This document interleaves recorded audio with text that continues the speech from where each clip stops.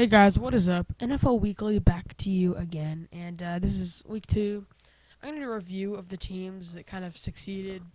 I'll show you guys some teams that really didn't. And of course, I'll kind of review my predictions and how they were wrong. Now, as a whole, my predictions were relatively low scoring, and I think I was kind of right, but some of these games I was pretty wrong. Especially ones that, you know, ones such as like Buccaneers Cardinals. Let's kind of go down a little bit. There it is. That one wasn't exactly the game that had a super high scoring, or well, super low scoring rather game. But with that said, let's go ahead and kind of review the games. So Jets Bills, that was kind of surprising. Jets pulled out a nice win there, of course, on Thursday. Now that game was kind of tight. I expected this game to be much lower scoring. Thought it might be a little bit more defensive, but it turned out to be more offensive than I thought. So, of course, Jets won. Giants Saints, another interesting game, because Giants way more low scoring than I expected. Outrageously way lower. Titans Lions, another one. I thought this one might be. I mean, this was kind of relatively my guess. I didn't think it would be that tight. I think Titans would have lost, but I'm kind of surprised. That's a pretty impressive job, though, overall, by the Titans. Now, just kind of when I scan through, I'll name a few games that were kind of surprising to me. Not necessarily surprising, but just kind of interesting. Packers Vikings. I expected a very close game.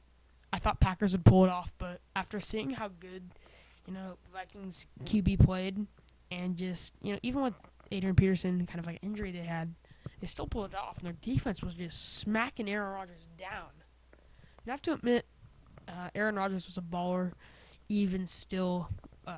With when he ran, he did some pretty impressive runs, I have to say. But overall, I thought that was an awesome game. That was probably one of the best games this week. Another one was Steelers Bengals, a really close game. I thought that was also really fun to watch, exciting. I thought that was neat and enjoyed it.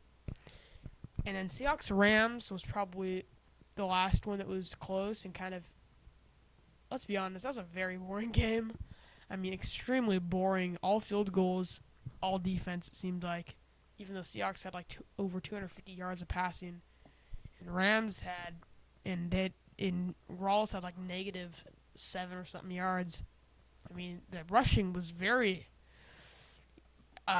unequal, kind of random. So on the Seahawks part. But the Rams kind of had more of a consistent offense, in my opinion, hence why they won. Both defenses were charging at each other, but Rams had the upper hand, and I'm afraid that that Russell Wilson might get injured or something. I'm really afraid of that because, I mean, he's passing a lot. Their offensive line is complete garbage. I mean, you're looking at a disaster waiting to happen. But overall, that was a pretty fun game to watch. Well, not really a fun game. It's kind of boring. But overall, it was kind of a close game.